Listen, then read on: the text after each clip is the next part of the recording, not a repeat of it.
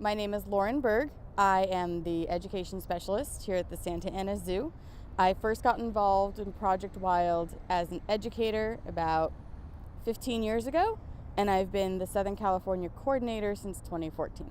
I have done, I would think, almost all the activities in the book at some point.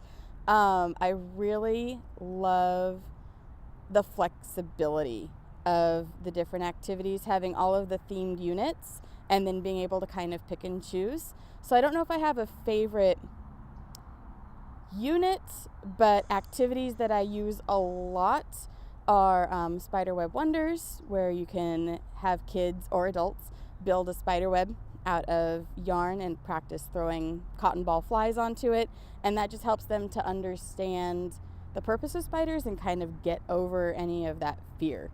So I also like that it's really easy to age up and age down for different age audiences.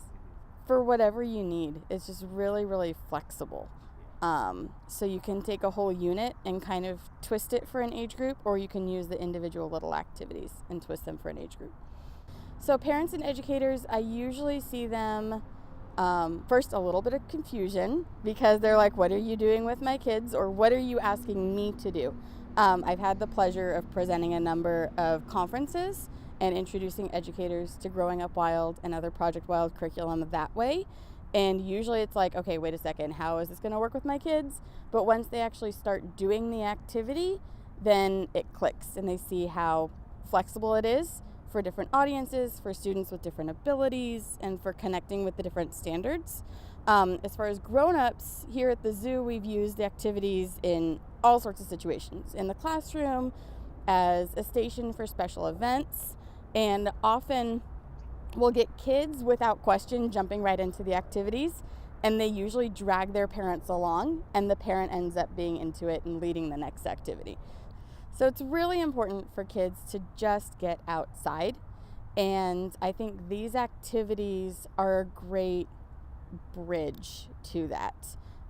They're accessible, like I said, for the parents. They're very, very simple in concept, simple materials, but the biggest thing is just finding an outside space, whether it's going to a zoo or a nature center or a national park, or just going out into your own backyard, or especially here in Southern California, just going out to a parking lot and being able to look at nature and look at something natural.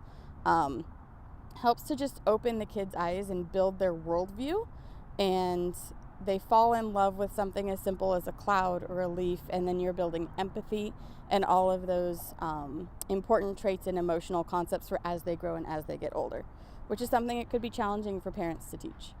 I think the game element is another bridge. It's taking a concept like population change, like with Oh Dear, and making it into something that's directly identifiable and directly accessible to kids, which is a game. So instead of going and saying, okay, today we're going to learn about population change, which could go right over the heads of a kindergartner, if you approach it as, today we're going to play a game, and then as you're presenting that game, you show how numbers are changing, and scientists call this population growth or population decline. It makes it fit into their growing concepts, because they know game. Maybe they play tag, or they play dodgeball, or they sit with dad and watch football on the weekends. They know the concept of a game. So taking that into their existing worldview and their growing worldview just makes it more accessible. Just like there's activities that you can present as engineering, or you can present as we're going to build something, or we're going to do a craft. And it actually is engineering and scientific method based. I was first introduced to Growing Up Wild because I was looking for modifications to Project Wild activities. So I was actually working for a county library system, and I was tasked with doing a program on creepy crawlies. And so naturally I go to snakes and spiders. And I was looking through the Project Wild guide, which I had gotten from attending a workshop, and I found some really great activities, but they weren't quite aged right. So then I reached out to other educators. They told me about Growing Up Wild. And then you have the wonder of spiderweb wonders. So that's how I was first introduced to it. And I think that that has really opened my eyes up to how flexible these activities are. And you can really go through and age up and age down, and you don't have to do an entire activity all in one sitting. You can do it in little parts and pieces, and it still works. Or you can mix it with a video or a guest speaker. Here at the zoo, we use our animal ambassadors constantly. So it's wonderful when you can use an activity on spiders to introduce kids to an actual spider, and you no longer have that jump up and run away reaction. Now they're curious. So I think